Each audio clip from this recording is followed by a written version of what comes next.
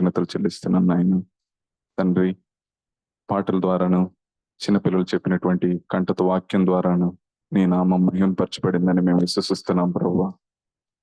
తండ్రి, అమూల్యమైన ఈ సమయంలో మీరే మాతో మాట్లాడమని మా హృదయములో ప్రభువా నీ యొక్క శ్రేష్టమైన వాక్యాన్ని విత్తనంలాగా విత్తమని వేడుకుంటున్నాను నాయన. తండ్రి, మీరు మాట్లాడితే మా బ్రతుకులు మారతాయి ప్రభువా. మీ మాటల్లో జీవం ఉన్నది నా తండ్రి, మీ మాటల్లో శక్తి ఉన్నది ప్రభువా. మా జీవితాలను నీ వైపు త్రిప్పబడ్డానికి, మేము నీ వైపు తిరగడానికి ప్రభువా మీరే మాతో మాట్లాడమని వేడుకుంటున్నాను నాయన. నీ వాక్యాన్ని మాకు అందిస్తూ ఉండగా మేమెంతో భయభక్తులతో, శ్రద్ధతో ప్రభువా, ఆసక్తితోనైనా నీ వాక్యాన్ని వినటానికి వెనుకలకి చెవులను, హృదయాన్ని మాకు దయచేయమని వేడుకుంటున్నాం. మా ముందున్న సమయాన్ని మమ్మలను నీ హస్తాలకి అప్పచెప్పుకుంటూ మీ నామానికే మహిమ చెల్లిస్తూ క్రీస్తు యేసు నామములో ప్రార్థించడి వేడుకుంటున్నాం తండ్రి, ఆమేన్. అమెరికాలో తెలుగు వాళ్ళంతా కూడా ఒక సంఘంగా కలుసుకునేవాళ్ళు. అక్కడ కలుసుకున్నప్పుడు ఒక ఆయన ఆదివారాన ఒక పాట పాడాడు అనమాట. యెహోవాయే నా కాపరిగా నాకేమీ కొదువగును అనేటువంటి పాట పాడాడు. ఆ తర్వాత ఆయన పక్కనున్న ఆయన కూడా వెళ్ళి నేను కూడా ఒక పాట పాడతానండి అని అడిగి మళ్ళీ పాట పాడాడు అనమాట. ఆయన పాడిన పాట కూడా మళ్ళీ యెహోవాయే నా కాపరిగా నాకేమీ కొదువగును అనేటువంటి పాటే పాడాడు. అయితే రెండవసారి పాడినటువంటి ఆయన ఎలా పాడాడంటే, మొదలు పెట్టిన దగ్గర నుంచి ముగించేంత వరకు పూర్తిగా కన్నీళ్లతోనే పాడాడు ఆయన. హృదయం అంతా ఏదో దార పోస్తున్నట్లుగా ఆయన ఎంతగానో దాన్ని ఆస్వాదిస్తూ ఆయన పాడాడు అనమాట. పాట పాడిన తర్వాత కిందకు వచ్చిన తర్వాత ఆయన అడిగారు, ఏంటండి మీరు ఎందుకు అంతగా పాట పాడారు అని అంటే, ఆయన ఏమన్నాడంటే, చాలా మందికి యెహోవాయే నా కాపరిగానే పాట మాత్రమే తెలుసు, నాకు ఆ కాపరి తెలుసు అన్నాడు అనమాట. ఎందుకు ఈ విషయాలు చెప్తున్నానంటే, చాలా మందికి విషయాలు తెలుసు కానీ అనుభవం అనేది ఉండదు. అంటే యేసుక్రీస్తే నిజమైన దేవుడా అని అంటే మనలో చాలా మంది చెప్తారు. నేటి క్రైస్తవంలో చాలా సంఘాల్లో ఉన్నటువంటి విశ్వాసులు అందరూ కూడా ఎస్, అవును, ఆయన మాత్రమే దేవుడు అని నమ్ముతారు. ఓ పక్కన సాతాను నించోపెట్టి యేసు ప్రభు దేవుడేనా అని అంటే అవును అని సాతాను కూడా సమాధానం చెప్తారు. మనల్ని తండ్రి, కుమార, పరిశుద్ధాత్మనిగా, త్రియేక దేవునిగా ఉన్నాడని మీరు నమ్ముతున్నారా అని అంటే అవునండి నేను నమ్ముచున్నాను అని అంటే, సాతాను కూడా ఏం చెప్పిద్ది అని అంటే ఎస్, తండ్రి, కుమార, పరిశుద్ధాత్మ దేవుడిగా దేవుడు ఉన్నాడు అని సాతాను కూడా నమ్ముతుంది. బైబిలే దేవుని వాక్యమని, అదే క్రైస్తవునికి ప్రామాణికమని నేను నమ్ముతున్నాను అని అంటే నేను నమ్ముతున్నాను. సాతానుడు కూడా నేను కూడా నమ్ముతున్నాను అని అంటాను. సో ఎవ్రీథింగ్, ప్రతిది దానికి మనము నమ్ముతాము, సాతానుడు కూడా నమ్ముతాడు. అయితే డిఫరెన్స్ ఏంటి, తేడా ఏమిటి, వ్యత్యాసం ఏమిటి?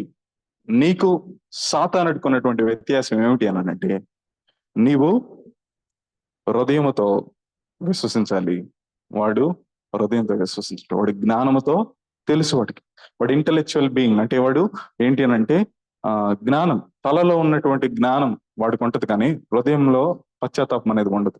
క్రైస్తవుడికి హృదయంలో పశ్చాత్తాపం అనేది ఉండదు. చాలా మంది నాలెడ్జ్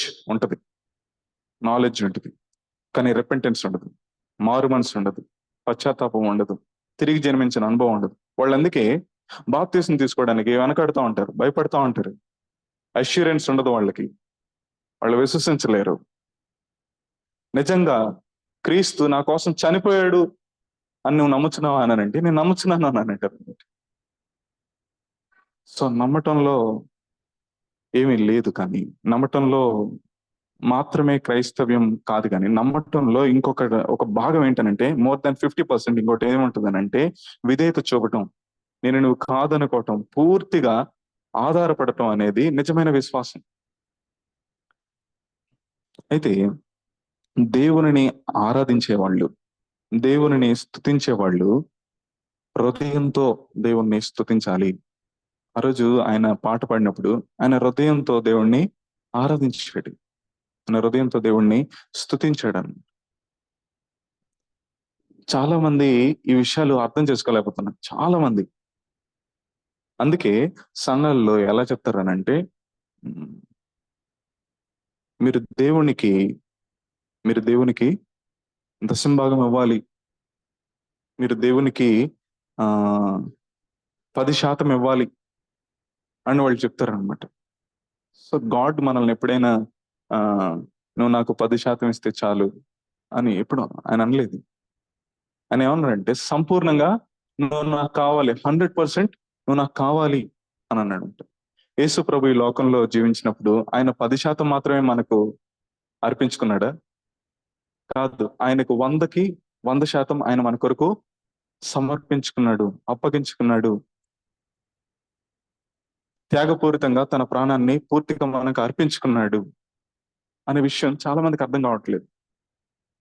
దేవుడు ఎప్పుడు కూడా మన డబ్బుని ఆశించేవాడుగా లేడు, ఆయనకు అవసరం లేదు. కానీ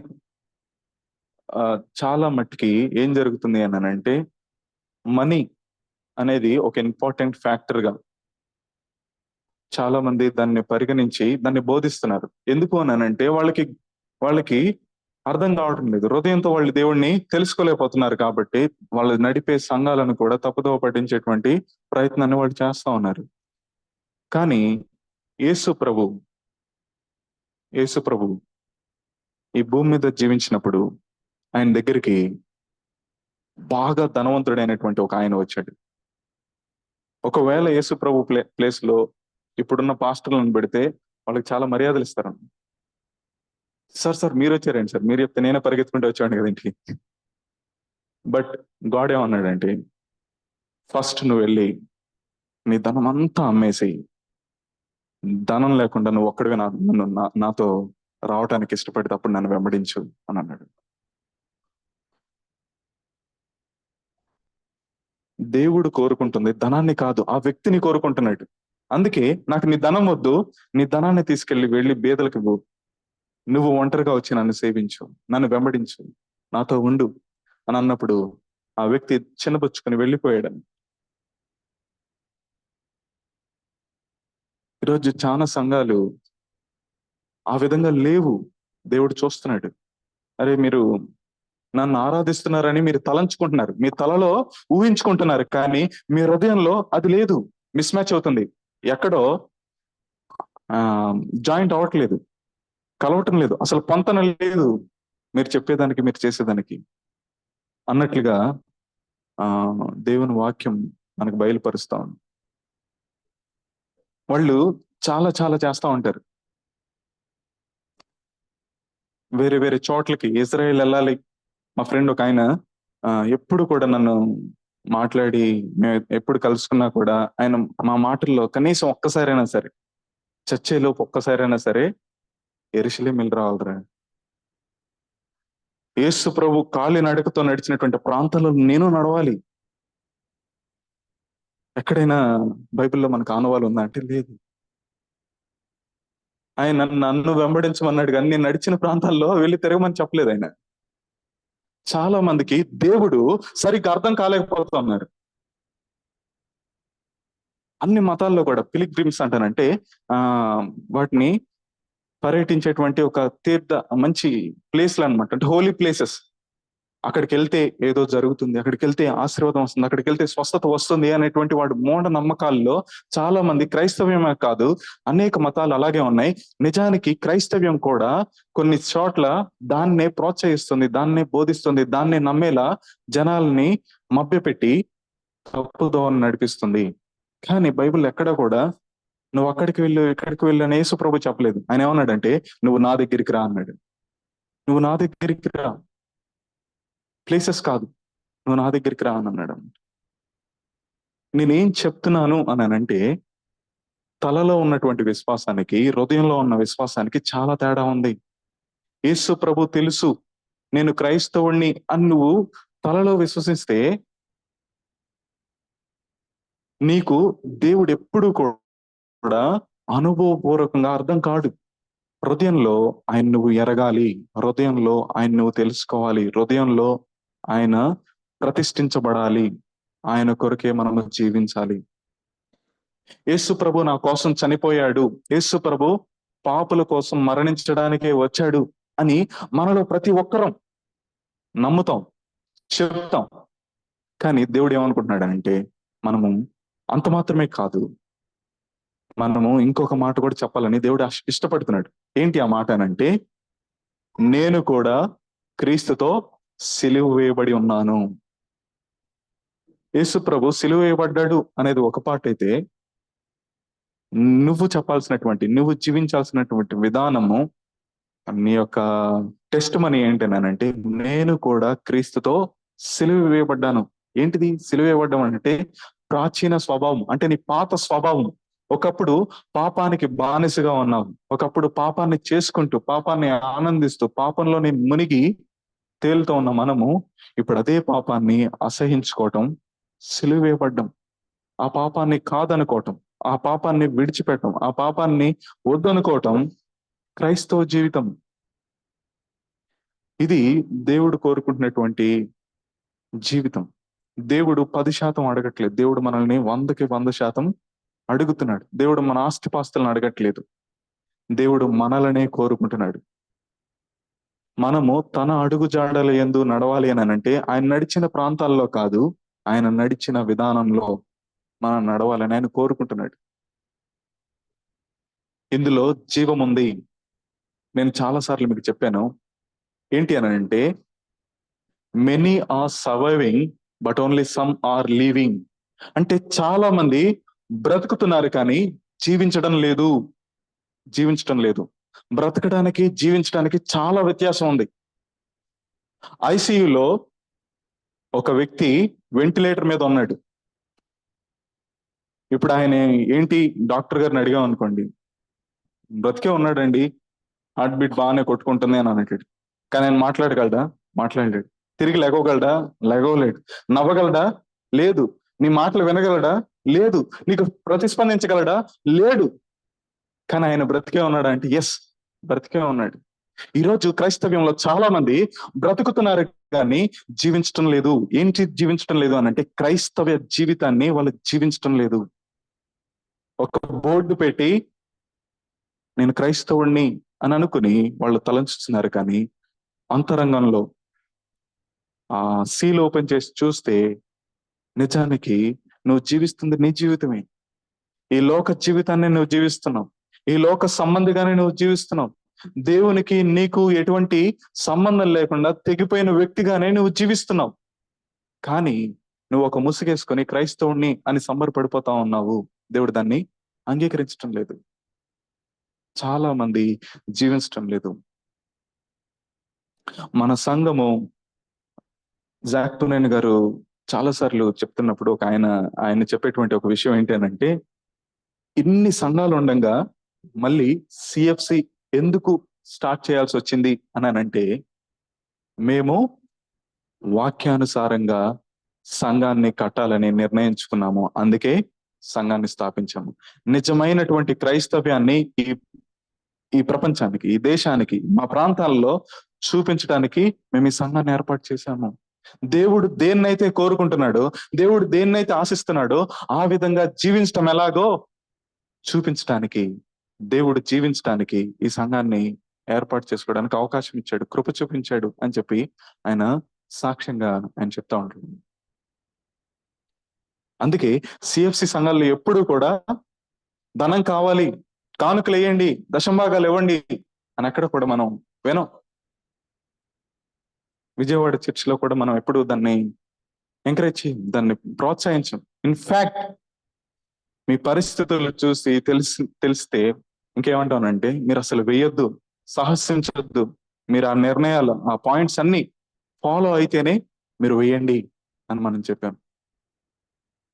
నాకు తెలిసి విజయవాడ ప్రాంతంలో అలాంటి సంఘం ఉన్నట్లు నాకు తెలియదు, కానీ మన సంఘం మాత్రం ఎప్పుడూ ఆ విధంగా ఆశించదు.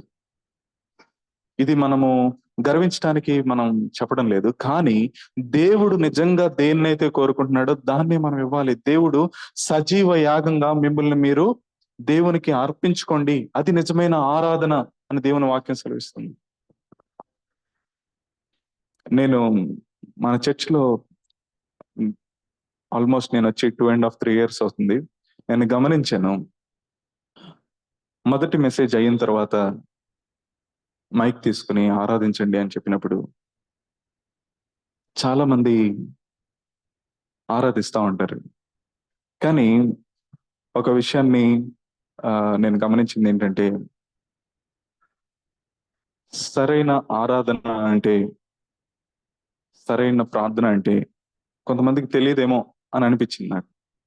ఎందుకు అనంటే, ఆరాధించడం అనంటే కేవలము దేవుడు ఏమై ఉన్నాడు, దేవుడు ఏమి మన కోసం చేశాడు అన్న దాన్ని బట్టి స్తుతించటం, కృతజ్ఞతాస్తుతులు చెల్లించటం, ప్రభువుని గణపరచటం. కానీ ఆ సమయంలో కొంతమంది, మేము పడిపోకుండా ఉండటానికి సహాయం చేయ ప్రభువా, నా కృపనివ్వు ప్రభువా, నేను మంచిగా జీవించడానికి నాకు సహాయం చేయ ప్రభువా అని చెప్పి అడుగుతారు. ఆరాధనలో అడగటం అనేది ఉండదు, సహాయం చెయ్యి అనేది ఉండదు. ఆరాధన అనంటే we have to praise God for who he is and what he has done. ఆరాధన అనంటే దేవుడు ఏమై ఉన్నాడు, ఆయన పరిశుద్ధుడై ఉన్నాడు, ప్రభువా నీ అంతటి పరిశుద్ధుడు లేడు అని చెప్పి మనం ఆయన ఆరాధించాలి. దేవుడు కరుణా సంపన్నుడై ఉన్నాడు, ప్రభువా నీ అంత కరుణ గల వాళ్ళు ఈ భూమి మీద మరొకళ్ళు లేరు అని చెప్పి ఆయన గుణాన్ని బట్టి, ఆయన ప్రేమను బట్టి, ఆయన దయా సంకల్పాన్ని బట్టి మనం ఆరాధించాలి. చాలా మందికి ఆరాధించడం, మన సంఘంలో చాలా మందికి నేను గమనించాను, వారికి తెలియదు. నేను వారు చేస్తుంది రాంగ్ అని నేను చెప్పను, ఎందుకనంటే తెలిస్తే వారు రాంగ్ చేయరు. వారికి తెలియక వారు అది కూడా ఆరాధనే అని అనుకుంటున్నారు. సో దేవుణ్ణి ఎప్పుడు ఆరాధించినా కూడా మనము ఆయనను బట్టి, ఆయన చేసిన కార్యాన్ని బట్టి, ఆయన ఉన్న విధానాన్ని బట్టి, ఆయన గొప్పతనాన్ని బట్టి, ఆయన ఔన్నత్యాన్ని బట్టి మనము దేవుణ్ణి స్తుతించాలి. వాక్యాన్ని ఎత్తిపట్టి మనం ఆయన్ని ఆరాధించాలి. ఎందుకు అలా ఆరాధించలేకపోతున్నారు అని నేను ఆలోచించినప్పుడు నాకేమర్థమైందనంటే, వాక్యాన్ని సరిగ్గా క్రమబద్ధంగా వాళ్ళు చదవకపోవటం వల్ల వాళ్ళు దేవుణ్ణి ఆరాధించలేకపోతున్నారు. Due to lack of reading regular Bible అనమాట. అంటే రెగ్యులర్ గా day by day discipline life లో వాళ్ళు జీవించలేకపోతున్నారు. ఈ రోజు నేను కొన్ని వచనాలు నేను మీకు చూపించాలనుకుంటున్నాను. యెషయా గ్రంథము 53వ అధ్యాయము.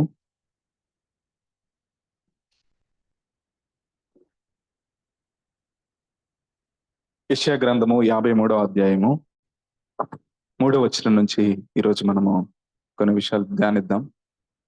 ఈ ప్రవక్త యెషయా ప్రవక్తని ఏమంటారంటే పక్షిరాజు అని అంటారు. యెషయా ప్రవక్తని ఏమంటారు అంటే పక్షిరాజు. ఎందుకు పక్షిరాజు అని అంటారు అనంటే, పక్షులన్నీ ఈ స్థాయిలో ఎగురుతా ఉంటాయి, కానీ పక్షిరాజు దానికంటే పై స్థాయిలో వెళ్ళి ఎగురుతూ ఉంటుందన్నమాట. అలాగే ప్రవక్తలు పాత నిబంధనలో చాలా మంది ఉన్నారు.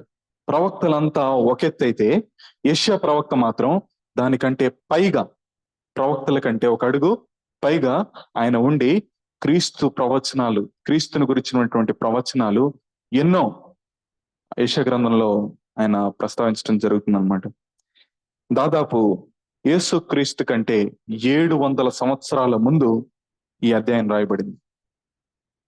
జీసస్ క్రైస్ట్ ఇప్పటికొచ్చి 2000 సంవత్సరాలు అయితే 2700 సంవత్సరాలు అయ్యింది యెషయా గ్రంథం రాయబడి. అయితే ఆయన రాస్తూ ఏమన్నాడో చూడండి, 3వ వచనం, 53:3. అతడు తృణీకరింపబడిన వానుగాను, తృణీకరింపబడిన వాడు ఆయను, మనుష్యుల వలన విసర్జింపబడిన వాడును, వ్యసనకాంతుడిగాను, వ్యాధిని అనుభవించిన వాడుగాను, మనుష్యులు చూడనొల్లని వాడుగాను ఉండెను. చూడండి, ఇక్కడ దేవుని వాక్యం ఏమని సెలవిస్తుందనంటే, ఆయన తృణీకరించబడిన వానిగా అయ్యాడు, ఆయన విసర్జింపబడిన వాడిగా అయ్యాడు, వ్యసన కాంతుడిగాను, వ్యాధిని అనుభవించిన వాడిగాను, ఆఖరికి మనుషులు చూడనల్లని వానిగాను ఉండెను. ఇది ఎవరి గురించి చెప్తున్నటువంటి ప్రవచనం అంటే, మెస్సయ్య, క్రీస్తుని గురించినటువంటి చెప్తున్నటువంటి ప్రవచనం ఇది. యేసు క్రీస్తు నా కొరకు తృణీకరించబడ్డా అని నీకు అర్థమైతే నువ్వు ఆరాధించగలుగుతావు. ప్రభా, నా కొరకు తృణీకరించబడినందుకు నీకు స్తోత్రాలు అని చెప్పి మనం ఆరాధించగలుగుతాం. నా కొరకు విసర్జింపబడినందుకు నీకు స్తోత్రం, నా కొరకు వ్యాధిని అనుభవించినందుకు నీకు వందనాలయ్యా అని చెప్పి మనము ఆరాధించగలుగుతాం. దేవుణ్ణి ఆరాధించడానికి మనకి నోరు రావట్లేదు అని అంటే దేవుడి గురించి మనకు సరిగ్గా తెలియడం లేదు. ఆయన మన కొరకు ఎంతగా తృణీకరించబడ్డాడో, ఎంతగా విసర్జింపబడ్డాడో మనకు అర్థమైతే ఆయన స్తుతించుకోకుండా, ఆయన ఆరాధించుకోకుండా, ఆయన గణపరచుకోకుండా మనం ఇక్కడి నుంచి కదలలేము. దేవుణ్ణి మనం ఆరాధించాలి. ఆ సమయాన్ని మనం మౌనంగా తలంచుకొని ఏదో ఆలోచిస్తూ గడిపేయడానికి కాదు. వాల్యుబుల్ టైం మనకి ఇవ్వబడుతున్నప్పుడు మనం దేవుణ్ణి ఆరాధించాలి. చూడండి, మనుషులు చూడనొల్లని వానిగా ఉండెను అంటే దాని అర్థం ఏంటనంటే, ఆయన శిలువ మీద మరణించిన స్థితిలో ఉన్నప్పుడు ఆయన ఒకసారి కళ్ళెత్తి చూడాలనంటే అసలు మనుష్యుని ఆకారము ఆయనలో కనపడదు. 2వ వచనం చూడండి, లేత మొక్కవలెను, ఎండిన భూమిలో మొలిచిన మొక్కవలెను అతడు ఆయన ఎదుట పెరిగెను. ఎవరి ఎదుట పెరిగాడు? తండ్రి అయిన దేవుని ఎదుట పెరిగాడంట. దేవుని ఎదుట క్రీస్తు పెరిగాడు. ఈరోజు నీవు నేను దేవుని ఎదుట ఎదుగుతున్నామా ప్రశ్నించుకోవాలి, మనం పరీక్షించుకోవాలి, స్వపరీక్ష చేసుకోవాలి. దేవుణ్ణి మెప్పించడానికి నేను బ్రతుకుతున్నానా? మనుషుల్ని మెప్పించడానికి బ్రతుకుతున్నానా? మనుషులు చూస్తున్నారని చెప్పి నేను భక్తిగా జీవిస్తున్నానా? దేవుడు చూస్తున్నాడని చెప్పి నేను భక్తిగా జీవిస్తున్నానా? అసలు నా భక్తికి దేవునికి అనుసంధానం ఏమైనా ఉందా? అంటుకట్టుబడి ఉన్నానా? దేవునిలోనే నా పునాది వేయబడిందా? క్రీస్తులోనే నా పునాది వేయబడిందా? వాక్యం మీదనే నేను కట్టబడుతున్నానా అని చెప్పి మనము ఆలోచించాలి. ఇక్కడ క్రీస్తు గురించి ఏమని రాయబడింది అంటే, ఆయన తండ్రి అయిన దేవుని ఎదుట లేత మొక్కవలే ఎండిన భూమిలో ఆయన చిగురిస్తున్నాడు, ఆయన ఫలిస్తున్నాడు. ఈ లోకమంతా కూడా ఎండిన భూమి అయితే నీవు నేను ఎలా చిగురించాలనంటే, లేత మొక్కవలే క్రీస్తు కొరకు మనము ఫలించాలి, జీవించాలి. ఆకర్షించేలా మనము వెలుగుని ప్రసరించేలా మనము జీవించాలి. ఆయన చూడండి, అతని స్వరూపమైనను సొగసైనను లేదు, అతనికి స్వరూపమైనను సొగసైనను లేదు, మనం అతనిని చూచి అపేక్షించినట్లుగా అతని యందు స్వరూపము లేదు. క్రీస్తు మన కొరకు ఎంతగా హైయెస్ట్ డిగ్రీ అంటే ఎంతగా హింసించారు అని అంటే, ఆయనలో అసలు ముఖము యొక్క కవళికలు ఏమి కనపడవు అనమాట. అరే, ఇక్కడ కన్నుండిద్దా అని మనకు తెలియదు, ఇక్కడ చెవి ఉంటుందా అని మనకు తెలియదు. అసలు ఒక ముద్దలాగా ఆయన శరీరం అంతా కూడా దున్నబడింది. ఎవరి కోసం అనంటే, ఆయన చేసినటువంటి అతిక్రమాలు ఏవైనా ఉన్నాయా అనంటే ఒక్కటి కూడా లేదు. మరి ఎందుకు ఆయన్ని అంతగా శిక్షించాల్సి వచ్చింది అని అంటే, కేవలము నీవు నేను చేసినటువంటి ఆ పాపపు కార్యానికి రావాల్సిన ఉగ్రతనంతా కూడా తండ్రి కుమారుని మీద వేయడం జరిగింది. ఇరాన్ వాళ్ళకి అమెరికా దేశస్తులంటే నచ్చదు. వాళ్ళు కొన్ని సంవత్సరాల క్రితం ఏం చేశారంటే, అమెరికా న్యూస్ రిపోర్టర్ ఒక ఆయన ఇరాక్ దేశానికి వచ్చినప్పుడు పట్టుకున్నారు. పట్టుకుని ఆ ఇరాక్ దేశంలో ఐసిస్, ఆల్ ఖైదా వాళ్ళు, ఉగ్రవాదులు ఏం చేశారంటే ఆ న్యూస్ రిపోర్టర్ ని బంధించి వీడియో తీస్తూ చిత్రహింసలు పెట్టి ఆ వీడియోని అమెరికా ప్రెసిడెంట్ కి పంపించారు అనమాట. పంపిస్తే కింద ఏమని రాశారంటే ఆ వీడియో కింద, మీ దేశం మీద ప్రతి ఒక్కడిని ఈ విధంగా చేయాలన్నది మాకు, అంత అంత భయంకరంగా చంపుతాం మీలో ఉన్న ప్రతి ఒక్కడిని, మీ దేశంలో ఉన్న ప్రతి ఒక్కడిని అని చెప్పి మెడని ఇలా కోస్తా ఉన్నారు. రక్తం కారుతా ఉంటే ఇంకా మళ్ళీ పొడవటం, గుద్దటం, మేకులతో ఇలా రకరకాలుగా ఎంతగా భయంకరంగా చంపాలో అంత విధంగా చంపారు అనమాట. ఎందుకు అలా చంపారు అని మనం ఆలోచిస్తే, ఆ కోపం అంతా, ఆ ద్వేషం అంతా, ఆ విషపూరితమైనటువంటి ఆ ఆ ఉగ్రవాదాన్ని అంతా కూడా వాడి మీద చూపించారనమాట. వాస్తవానికి వాడి వీళ్ళకి ఏమైనా చేశాడంటే వాడు వీళ్ళకి ఏం చేయలేదు. వీళ్ళని ఏమన్నా ఇబ్బంది పెట్టాడంటే పెట్టలేదు. కానీ వీళ్ళ కోపం అంతా ఆ వ్యక్తి మీద చూపించడానికి, ఆ కోపం ఎవరి మీద ఉందనంటే అమెరికా దేశస్తుల మీద ఉంది. దానికి సంబంధించిన వాడు ఇక్కడ వచ్చాడు, అందుకే వాడిని మేము విధంగా చంపామని చెప్పి వాళ్ళు అనుకుంటున్నారు. వాస్తవానికి యేసు ప్రభు మీద తండ్రికి ఎలాంటి కోపం లేదు. తండ్రి క్రీస్తుని ఒక పరిశుద్ధునిగానే చూస్తున్నాడు, ఒక నీతిమంతునిగానే చూస్తున్నాడు, ఒక మంచి ఆ ఒక పవిత్ర జీవితాన్ని జీవించినటువంటి వ్యక్తిగానే ఆయన జీవించాడు. అయినప్పటికీ కూడా ఆ ఉగ్రతనంతా ఎందుకు వేయాల్సి వచ్చింది అని అంటే, మనందరి పాపము అంత భయంకరంగా ఉంది, శిక్ష పడాలి అని చెప్పి తండ్రి కుమారుని మీద ఆ విధంగా శిక్షను వేశాడు అనమాట. శిక్షను మన మీద వేశాడు. మనకి ఏమర్థం అవ్వాలి అని అంటే, తండ్రి తన కుమారుడినైనా వదులుకోవడానికి ఇష్టపడ్డాడు కానీ పాపులుగా ఉన్న మనల్ని విడిచిపెట్టడానికి ఇష్టపడటం లేదు. తండ్రి మనల్ని అంతగా ప్రేమించాడు. కుమారుడు కూడా మన కొరకు చనిపోవడానికి తన్ను తాను అప్పగించుకున్నాడు. కుమారుడు కూడా మనల్ని ఎంతగానో ప్రేమిస్తున్నాడు. ఆదరణకర్తగా పరిశుద్ధాత్ముడు మన మధ్యలో ఉండి నువ్వు పాపం చేసావని నిన్ను ఒప్పింప చేస్తున్నాడు. ఎందుకు అన్నానంటే, నువ్వు ఒప్పింపబడితే రక్షించబడతావు, నువ్వు రక్షించబడితే మహింపరచబడతావు. సదాకాలము తండ్రితో, కుమారునితో, పరిశుద్ధాత్మునితో ఉండే ఆధిక్యత నీకు లభిస్తుంది అని చెప్పి పరిశుద్ధాత్ముడు కూడా నీ హృదయాన్ని తెరుస్తూ ఉంటాడు. తండ్రి, కుమారుడు, పరిశుద్ధాత్ముడు మనం ఎంతగా ప్రేమిస్తున్నప్పుడు మనం ఎలా ఆరాధించుకోకుండా ఉంటాము? ఆరాధించాలి, మనసారా ఆరాధించాలి. ఆయన చేసిన మన కొరకు చేసినటువంటి ఆ శిలువ యాగాన్ని బట్టి మనం ఆరాధించాలి. అంత మాత్రమే కాదు, చూడండి, అతడు తృణీకరింపబడిన వానిగాను మనం అతన్ని ఎన్నిక చేయకపోతుమి. ఈ మధ్య మనకి ఎలక్షన్ జరిగింది. యేసు ప్రభువే నిలబడితే ఒక్క ఓటు కూడా ఆయనకు పడదు అనే వచనం రాశాడు అనమాట. ఎన్నిక చేయకపోతుమి. నువ్వు ఎన్నుకోలేదు. మళ్ళీ ఆయన దగ్గరికి వచ్చి, ప్రభా నాకు ఇది కావాలి, ప్రభా నన్ను విడిపించు అని చెప్పి నువ్వు ఎలా అడుగుతావు? నన్ను గెలిపిస్తే, నా మీద విశ్వాసం ఉంచితే, నా దగ్గరికి వస్తే, నన్ను అంగీకరిస్తే, నువ్వు నన్ను ఎంచుకుంటే నేను నీకు చేయగలను. కానీ నువ్వు నన్ను అసలు ఎన్నికే చేయకపోతే, అసలు అని చెప్పి నువ్వు నన్ను విసిరి కొడితే నేను నీకు ఎలా చేయగలను? మనలో చాలా మంది నోటి మాటతో ప్రభువుని నాకొద్దు అని అనం, కానీ మన క్రియల్లో మనం వద్దు అని అంటాం అనమాట. మనం వద్దు అని అంటాం మన క్రియలను బట్టి. ఎలాగో తెలుసా? లెగిసి ప్రార్థన చెయ్యి అని అంటే తర్వాత చేసుకుందాంలే అని అంటాం. నేను చెయ్యను అని అనం, కానీ మన లైఫ్ ని చూపిస్తా ఉంటాం.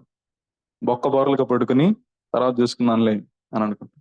దేవుణ్ణి ఆరాధించటంలో, దేవుణ్ణి స్తుతించటంలో నువ్వు వేగిరి పడుతున్నావా? నువ్వు ఆశపడుతున్నావా? నువ్వు తృష్ణగలిగున్నావా? నువ్వు లేచి మోకరించగలుగుతున్నావా అనేది దేవుడు చూస్తాడు. మనుషులందరూ ఉంది కాదు, నువ్వు ఒంటరిగా ఉన్నప్పుడు, నీ గదిలో ఉన్నప్పుడు, నీ బెడ్రూమ్ లో ఉన్నప్పుడు దేవునికి నువ్వెంత ప్రాధాన్యత ఇస్తున్నావు? అది నిజమైనటువంటి ఆరాధన, అది నిజమైనటువంటి స్తుతి యాగము. చూడండి, మన వ్యసనములు వహించెను, నిశ్చయముగా అతడు మన రోగములను భరించెను. ఆయనను మొత్తబడిన వానిగాను, దేవుని వలన బాధింపబడిన వానిగో, శ్రమనందిన వానిగాను మనం అతన్ని ఎంచితిమి. మనలో ఎంతమంది ప్రభా నువ్వు మొత్తబడ్డావు, ప్రభా నువ్వు గాయపరచబడ్డావు, ప్రభా నువ్వు నా రోగములను భరించావు, ప్రభా నువ్వు శ్రమ పడ్డబడ్డావు, తృణీకరించబడ్డావు, విసర్జింపబడ్డావు, వ్యసనక్రాంతుడిగా ఉన్నావు అని చెప్పి ఈ మాటలతో మనం ప్రభువుని ఆరాధిస్తున్నాం. ఈ మాటలు మనకి ఆరాధనలో వస్తున్నాయా? నో. ఎందుకు రావట్లేదు అనంటే మనము ధ్యానించడం లేదు, ప్రభువుని అర్థం చేసుకోవడం లేదు. అందుకే ఈ వాక్యముతో ప్రభువుని ఆరాధించలేకపోతాం. చివరిగా 12 వచనాల వరకు ఉంది, కొన్ని వచనాలు చూద్దాం. చూడండి, మనమందరము గొర్రెల వలె త్రోవ తప్పిపోతుమి, మనలో ప్రతి వాడును తనకిష్టమైన త్రోవకు తొలిగెను, యెహోవా మన అందరి దోషమును అతని మీద మోపెను. యెహోవా తండ్రి అయిన దేవుడు మనందరి దోషాన్ని మన గురించి, తండ్రి మన గురించి, మనందరి దోషం గురించి ఎవరి మీద మోపాడనంటే క్రీస్తు మీద మోపాడు. ఎందుకు? నువ్వు త్రోవ తొలగిపోతా ఉంటే, నువ్వు దారి తప్పిపోతా ఉంటే, నువ్వు నీ ఇష్టం చొప్పున ప్రవర్తిస్తూ ఉంటే దానికి కావాల్సిన శిక్షణ అంతా నువ్వు భరించకూడదని మన స్థానంలో క్రీస్తు మన కొరకు భరించడానికి వచ్చాడు. పశ్చాత్తాపడాలి, ప్రభువుని తెలుసుకోవాలి. అతడు దౌర్జన్యమునందును బాధింపబడినను అతడు నోరు తెరవలేదు. వదకు తేబడిన గొర్రె పిల్లయు బొచ్చు కత్తిరించు అని ఎదుట గొర్రెయు మౌనముగా ఉండినట్లు అతడు నోరు తెరవలేదు. Amazing verse. ఎంత అద్భుతమైనటువంటి వచనం చూడండి. వదకు తేబడిన గొర్రె పిల్ల మౌనంగా ఉండినట్లు క్రీస్తు నీ కొరకు నా కొరకు మౌనంగా ఉన్నాడండి. బొచ్చు కత్తిరించు అని ఎదుట గొర్రె పిల్ల మౌనంగా ఉండినట్లు అతడు నోరు తెరవలేదు. నోరు తెరవలేదు. ఆయన దూషింపబడ్డాడు, బదులు దూషించలేదు. ఆయన శ్రమ పట్టబడ్డాడు, ఆయనను నోరు తెరవలేదు. ఆయన గెత్సెమనే తోటలో 10 గంటలకి, రాత్రి సుమారు 10 గంటలకి అప్పగించబడినప్పుడు రాత్రికి రాత్రి 7 సార్లు ప్రధాన యాజకుని యొద్దకి, పిలాతు యొద్దకి, హేరోదు యొద్దకి, కోర్టు అప్పుడే తీర్పునివ్వండి అని చెప్పి 7 సార్లు ఆయన్ని తీసుకువెళ్తే ప్రతి చోట ఆయన్ని ఎంతగా హింసించారనంటే బైబిల్లో మనం చూస్తాం. యోహాను 18:22 మనం చూస్తాం, అరచేతులతో చెంప మీద కొట్టాను అని ఉంటుంది. దైవ కుమారుణ్ణి, సాక్షాత్తు దేవుణ్ణి, ఒక మనుషుణ్ణి కాదు, చెంప మీద కొట్టడం ఏంటి? ఆ రంగులలో ఉన్నటువంటి ముళ్ళుతో చేయబడినటువంటి ఒక కిరీటం లాగా చేసి తలకు పెట్టి ఊడిపోయిద్దేమోనని చెప్పి మళ్ళీ ఒక చెక్క తీసుకుని ఆ ముళ్ళు కనతల్లోకి దిగేలాగా కొట్టి, ఇదిగో నువ్వు రాజు అంటున్నావు కదా, నీ కిరీటం పెట్టాం, ఇదిగో నువ్వు రాజు కదా, నీకు రాజవస్త్రాన్ని ధరించాం, ఇదిగో నువ్వు రాజు కదా, ఇదిగో నీ చేతిలో ఈ కర్ర అని చెప్పి ఎగతాళి చేసి ముఖం మీద ఉమ్మేస్తే ఆయన నోరు తెరవలేదు. జస్ట్ ప్రతిదీ అన్యాయంగా ఆయన శిక్షించబడ్డాడు, అన్యాయంగా ఆయన మొత్తబడ్డాడు, అన్యాయంగా ఆయన విసర్జింపబడ్డాడు. బొచ్చు కొత్తిరించు అని ఎదుట మౌనముగా ఉండినట్లు గొర్రెపిల్ల ఆయన కూడా మన కొరకు ఒక మౌనముగా ఆయన సిలువలో ఉన్నాడు. నువ్వు దేవుడు అయితే సిలువ మించి దిగిరా అని అన్నప్పుడు ఆయన దిగి రాలేదు. ఎందుకో తెలుసా? ఆయన దిగొస్తే మనం సిలువ ఎక్కాల్సి వస్తుంది కాబట్టి. దేవుడు మన కొరకు ఎంతగా తను అప్పగించుకుంటే మనమేమో జస్ట్ చిన్న అన్యాయం వస్తే నోరు తెరిచి చాలా కోపంగా మాట్లాడుతాం. నువ్వు నేను క్రీస్తునే అనుసరించే వాళ్ళమైతే మనకు కూడా ఎంత తృణీకరణ ఉంటది మన క్రైస్తవ జీవితంలో, ఎంతగా మనల్ని కాదనుకుంటారు. అయినప్పటికీ కూడా మనము నోరు తెరవకూడదు. కానీ మనం ఏం చేస్తామంటే రివర్స్ చేస్తాం అనమాట.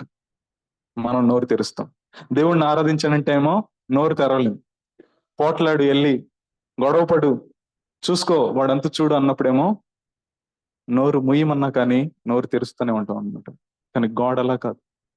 అన్యాయంగా ఆయన హింసింపబడుతున్నప్పటికి కూడా ఆయన నోరు తెరవలేదు. ఆయన నోరు తెరిస్తే అసలు ఎవడ ఉండడు, మొత్తం బూడిదైపోతారు. అయినా కానీ ఆయన నోరు తెరవలేదు. సో మనము నిజంగా దేవుణ్ణి ఆరాధించే వాళ్ళమైతే ఈ వచనాలన్నిటిని జ్ఞాపకం చేసుకుంటూ, ప్రభువా, నువ్వు మా కొరకు తృణీకరించబడ్డావు, మా కొరకు విసర్జింపబడ్డావు, మా కొరకు నలగొట్టబడ్డావు, మా కొరకు మౌనముగా ఉన్నావు అని చెప్పి మనము ఆరాధించే వ్యక్తులముగా మన జీవిత విధానము అవలంబించుకోవాలి. ఆ విధంగా ఆయన అడుగుజాడల్లోకి మనం నడవాలి. దేవుడి వాక్యాన్ని దీవించి ప్రార్థన చేసుకుని, మహోన్నతుడా నీకు వందనాలు. నిజంగా ప్రభువా, నువ్వు దేవుడు అని మాకు తెలుసు, మేము నిన్ను విశ్వసిస్తున్నామని మాకు తెలుసు. కానీ మా తలలో ఉన్న జ్ఞానానికి, మా హృదయంలో ఉన్న ఆలోచనకి పూర్తి భిన్నంగా మేము జీవిస్తున్నాం ప్రభా. నిజంగా నీవు హృదయములో సత్యమును కోరుచున్న దేవుడు ప్రభు.